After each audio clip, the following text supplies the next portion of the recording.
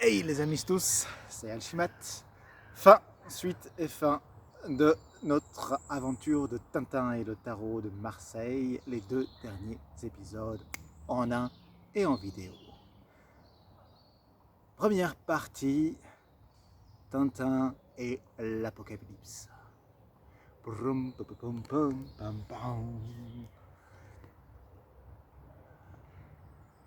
Il a continué son chemin sous le soleil. Là, il voit devant lui un labyrinthe. Il y entre. Il marche sur un sol sec entouré de murs aux hautes pierres. Il traverse de longs couloirs, arrive parfois à des cul-de-sac, retourne,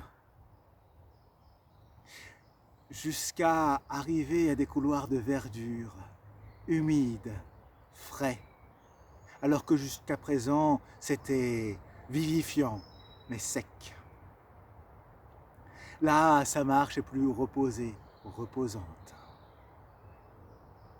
Il continue. Il y va. Il ne sait pas où, mais il y va.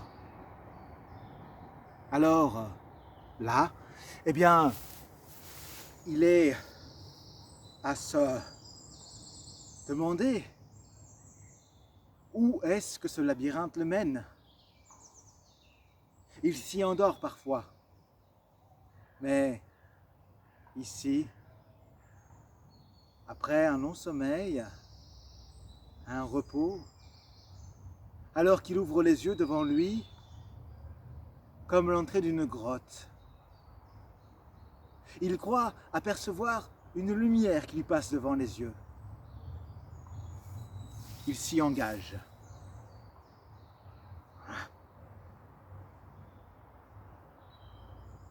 Il s'y engage. Les couloirs continuent, suintant d'humidité, avec des échos parfois, comme une voix qui l'appelle, une vibration.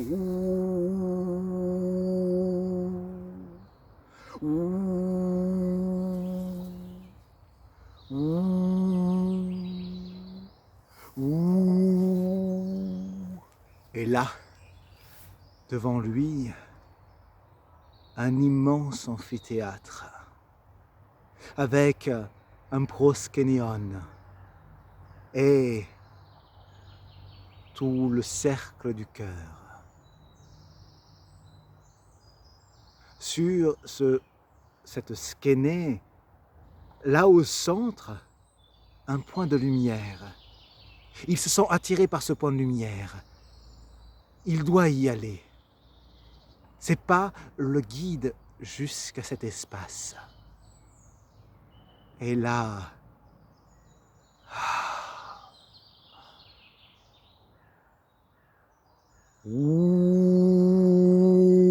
résonne dans tout l'espace.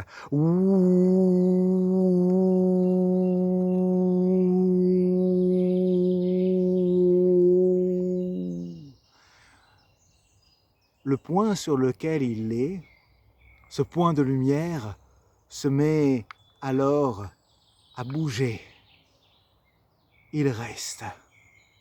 Cela commence à s'élever. Voilà.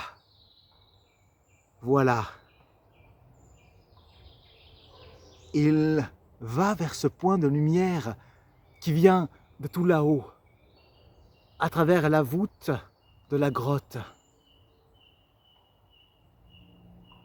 Il monte de plus en plus, et plus il monte, ce point qui paraissait si petit s'élargit au fur et à mesure qu'il monte, jusqu'à ce qu'il apparaisse complètement à la lumière.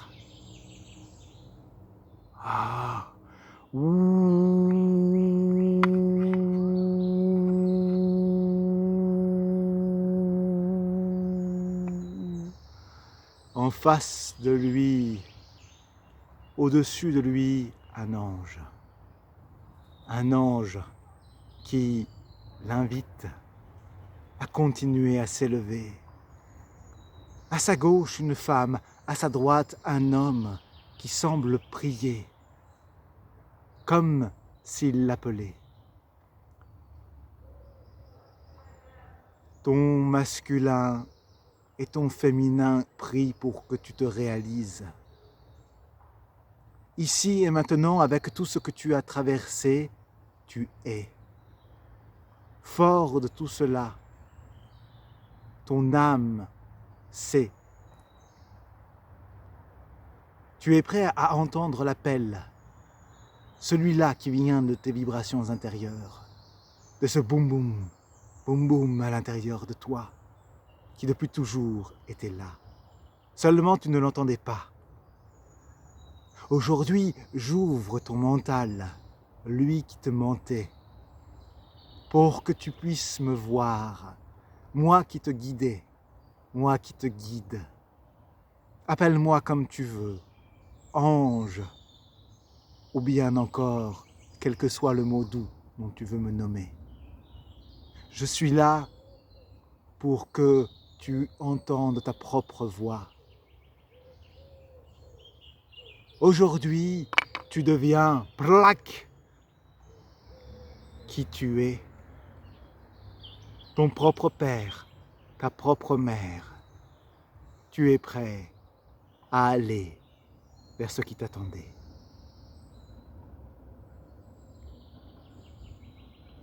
Alors,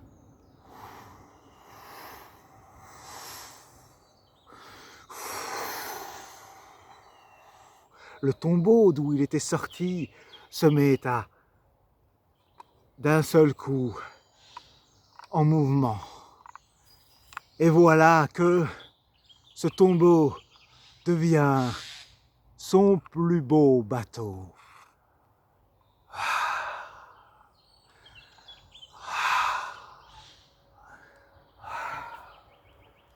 Il continue à marcher.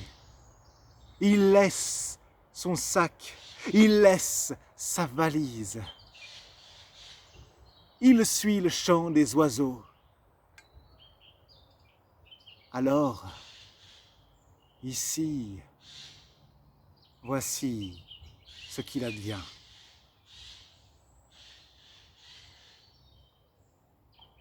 Tintin et l'âme qui danse. Son bateau vogue pendant des jours, pendant des nuits à nouveau. Mais il ne dort pas, il est éveillé.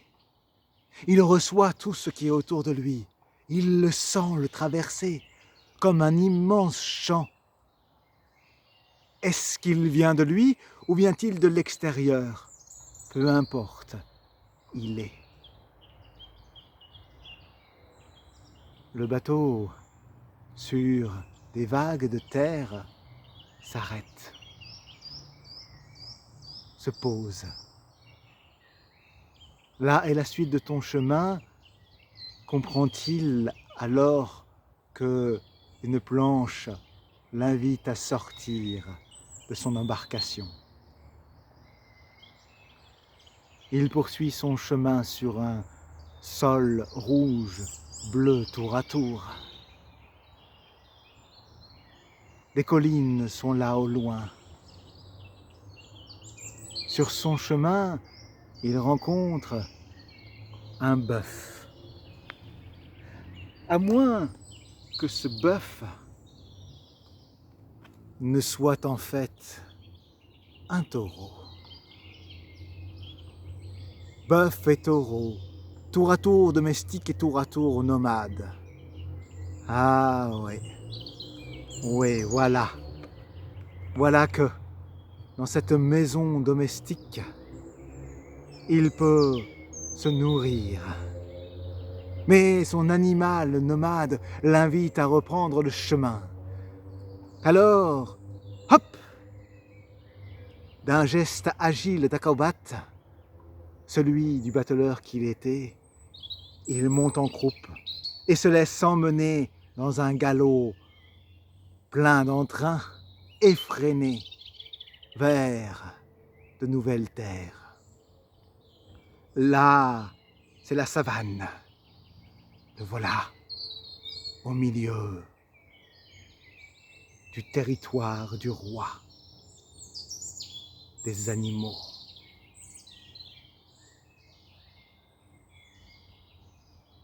Le taureau s'arrête. Lui fait signe de descendre. Il le regarde, le taureau le salue, il le salue.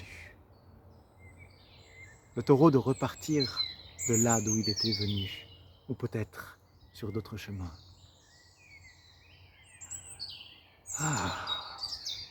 Il se pose, regarde autour de lui, et là, il voit ce qui semblait être une immense dune. Peu à peu se dessine être comme de longs cheveux, une courbe féline. Devant lui, de plusieurs mètres de haut, un lion qui était jusqu'à présent couché se lève. Bienvenue, que viens-tu faire sur mon territoire, lui dit-il. Que fis-tu donc ici? Je viens car je suis ici chez moi. Toi, couche-toi! Le lion, non sans montrer les crocs, s'allonge de tout son long. Quand un roi rencontre un autre roi, ils ne peuvent que collaborer. Alors, il grimpe sur sa croupe, empoigne sa crinière. Allez! Et les voilà qui filent à travers les déserts, à travers les savanes. Allez!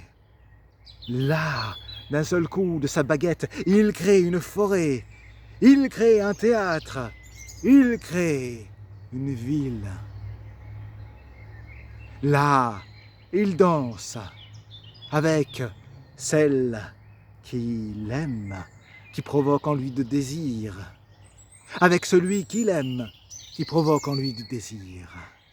Là, il ensemence. Dans cette élévation, le voilà qui prend de la distance. Et c'est peu dire, car à cet instant-là, un aigle fonde sur lui et l'attrape par ses immenses griffes. Lui, tranquille, il se laisse faire. Vois de haut ton empire, vois ce que tu as réalisé ici-bas. En es-tu satisfait?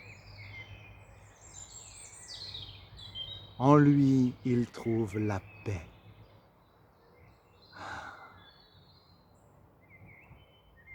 Il regarde avec un immense sourire tout ce qu'il a fait. Toutes les erreurs commises qui ne furent qu'expérience et toutes les réussites qui ne furent qu'abondance.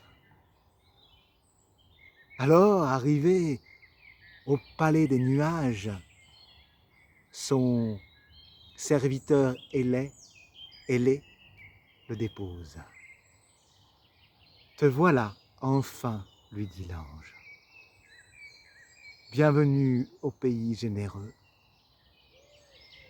Ici, regarde dans ton cœur. Est-il aussi léger qu'une plume? Nous allons voir cela. Que dit-il? Ah, le cœur, dans toute sa légèreté, se mit à chanter. À chanter.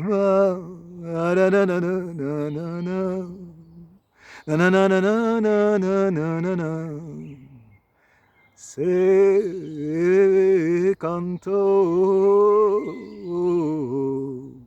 se canto, se recanto, canto pas per eu, canto per mamio, che salven de eu. E sotto ma fenestro il y a une aucelo, tutto la nuit canto, canto sa canzo. Se canto, se recanto, canto pas per eu, canto per mamio, che salven de eu.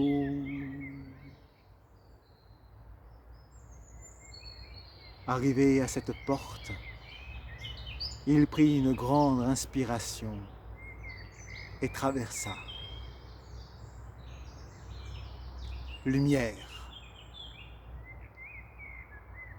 Ce qui arriva par la suite sont bien d'autres histoires. À la prochaine.